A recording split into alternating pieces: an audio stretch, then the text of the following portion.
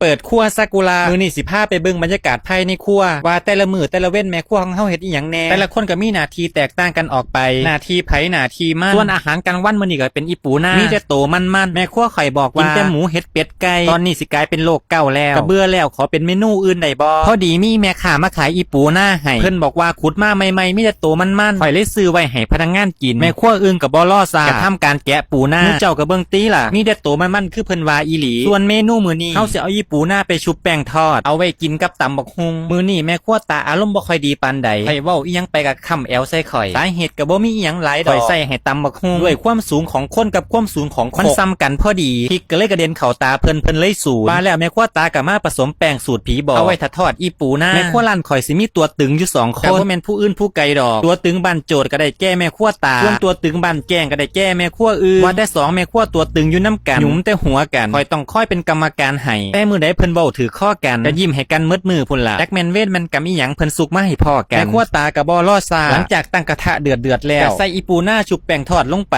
เบิ่งจากสีสันแล้วก็เป็นตาแซ่บของเราอีหลีตัวล่ะถึงแม่สิจมเจียงแน่ก็ต้องทำใจเพราะฝีมือการเฮ็ดแนวกินของแม่ครัวตากะแซ่บของเราอีหลีมื้อนี้นอกจากเมนูปูนาชุบแป้งทอดแล้วเฮาก็ยังมีหมกหม้อปลาแซลมอนสูตรนี้ก็เป็นสูตรของแม่ครัวติงคือเก่านั่นล่ะอันนี้แม่ครัวติงก็ใส่ผักลงไปแล้วพร้อมสิตักใส่กะละมังอันนี้ก็เป็นอาหารกลางวันของพนักงานคือกันฟังของแม่ครัวตากระทอดเสร็จแล้วสีเหลืองน่ากินของเราอีหลีตัวล่ะผู้ใดอยากกินก็ไปเฮ็ดตามได้เลยเพราะเมนูนี้อยู่ร้านยังบ่มีขาย